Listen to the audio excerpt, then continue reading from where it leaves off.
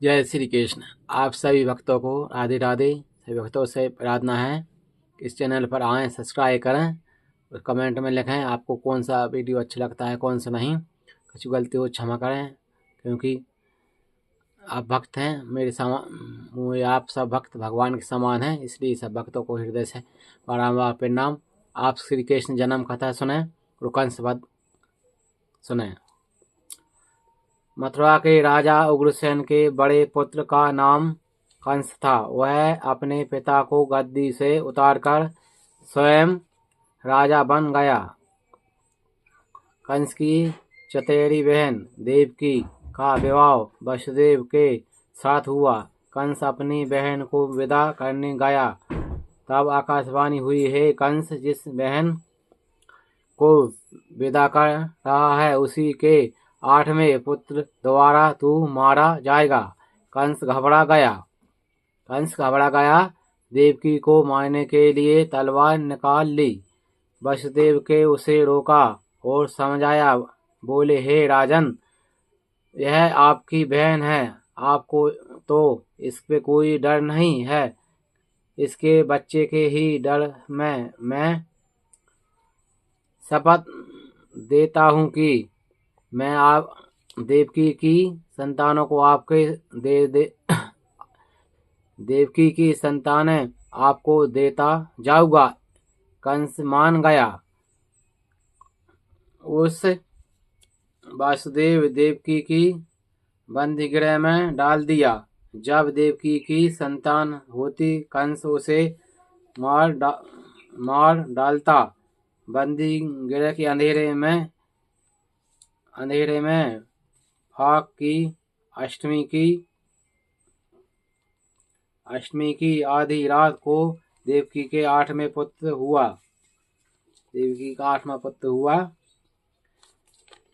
कृष्ण के जन्म लेते ही जेल के ताले व फाटक खुल गए। वासुदेव की हथकड़ियां बेड़ियां खुल गई। द्वारपाल नींद में सो गए। बच्चे के मुख पर अनोखा तेज था। उसी समय उन्होंने सुनाई पड़ा, इस बालक को यमुना पार गोकुल में नंद यशोदा के घर पहुंचा दो। वहां से उनकी कन्या ले आओ, उसे कंस को दे दो। पुत्र को सूप में रखकर वासुदेव गोकुल चल दिए। उस समय वर्षा हो रही थी। शेषनाग ने आकर बालक के ऊपर अपना फन का छाया कर दिया। यमुना बढ़ गई थी। कृष्ण का पैर छूते ही यमुना घट गई। वासुदेव गोकुल पहुंच गए। नंद के घर सब सोए हुए थे। वासुदेव ने बालक को यशोदा के पास सुला दिया और यशोदा की कन्या को लेकर मथुरा लौट आए। उन्होंने आकर कन्या देवकी को दे दी। गोद में आते ही कन्या रोने लगी। रोना सुनकर पहरेदार जाग गए। संतान होने की खबर जाकर कंस बंदीगृह आया। उसने बच्चे को देवकी की गोद से छीन लिया। कन्या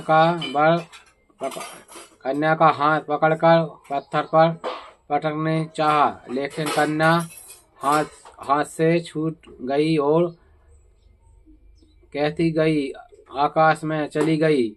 हे मूर्ख, तू मुझे क्या मारेगा? तुझे मारने वाला तो ब्रज में पैदा हो चुका है।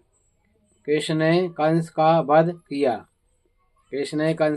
किया। उग्रसेन को गद्दी पर बैठाया। कृष्ण के महाभारत की लड़ाई में अर्जुन का गीता का उपदेश दिया और पांडवों की सहायता की। बोलो कृष्ण भगवान की जय। श्री राधा कृष्ण की जय। श्री कृष्ण जी की जय। सभी भक्त ये कथा जानते हैं और सुने तो और अच्छी है। बार बार भगवान कथा सुनते हैं तो अच्छा मन रहता है। भगवान के स्मरण जल्दी हो जाता है। जय श्री राधे, जय श्री कृष्ण।